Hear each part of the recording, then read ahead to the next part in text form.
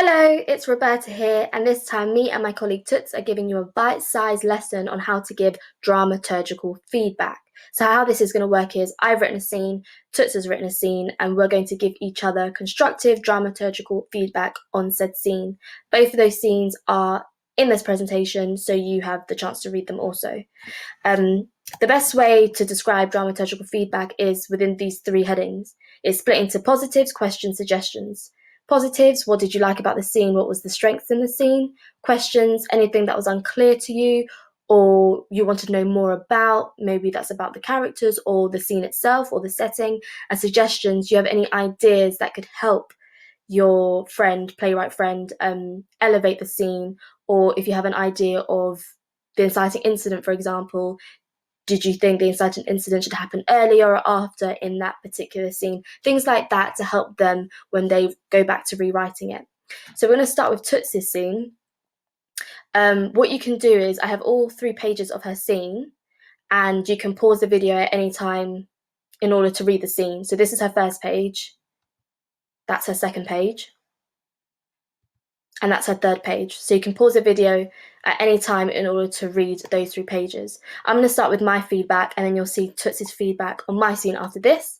So what I really liked about this scene is instantly through the dialogue from Aya and Beth, you understand their characters, and they definitely come across as real people, real 3-dimensional people in the real world, and that's what I really liked. I loved their bickering, their back and forth, so we instantly get the feeling that they know each other really well to be bickering as such. And I also loved the ending where Aya confronts Beth and saying, you better start explaining, and Beth doesn't reply. That's a really good ending because you're thinking, oh, what's Beth going to say? It's a nice cliffhanger as to what's going to happen next. It makes me want to know the ins and outs of what's going on with Beth. So it makes the audience curious, which I really liked. But yeah, I thought it was a really enjoyable scene. I just loved their bickering and how they get back at each other. I also loved the garlic bit, where Beth shows her how to peel the garlic skin when she says she didn't want to cook in the first place. It's just things like that. Those little contradictions make the scene interesting.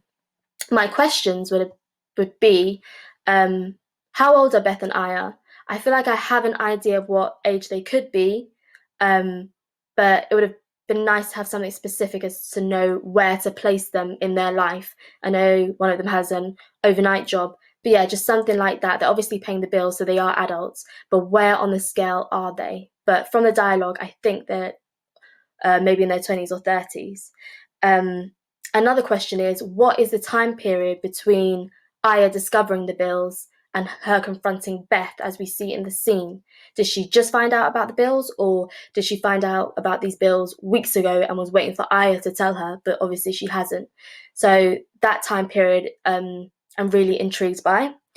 My suggestions, again, reference to my question about the time period, if she had known for weeks and was just letting it fester, then she may explode in a bigger way. Or if she just found out, then maybe she's more stressed. And she's like, Beth, why haven't you told me this before?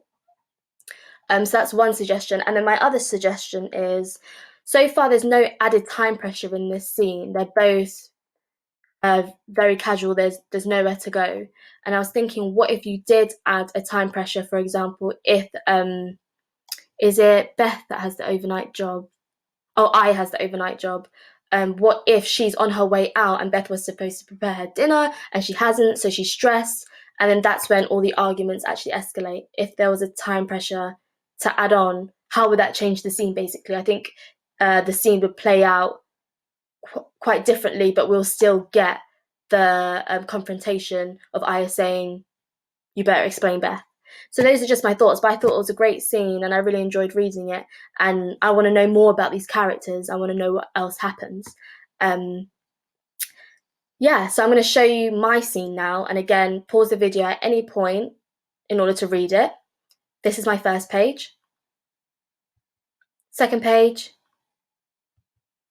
third page, and this is the fourth and final page, and now I'm going to hand you over to Toots.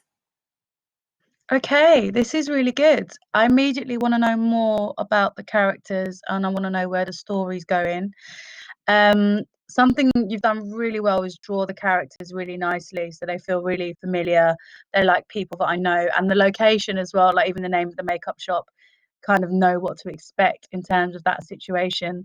The discussion's really interesting as well. We reveal, or you reveal, a lot, especially through Chrissy's character about her personal life, her family. I think that's really good. What I would say is, so they seem to be quite clearly discussing privilege and how what's happened is going to affect them both differently because they have different privileges between them. So I was wondering, could you convey that through their actions rather than through what they're saying? So my question would be, is Chrissy saying all of that stuff about Dex's privilege because she wants us to know that, or is it the first time that they're having this conversation? In which case, I think that kind of has an effect on how the conversation is written.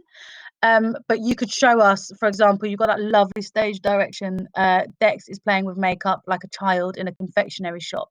So could you have, whilst Chrissy is actually going quite deep and saying all this personal stuff, Dex is really frivolous and flippant and just playing and doesn't really get how significant any of it is.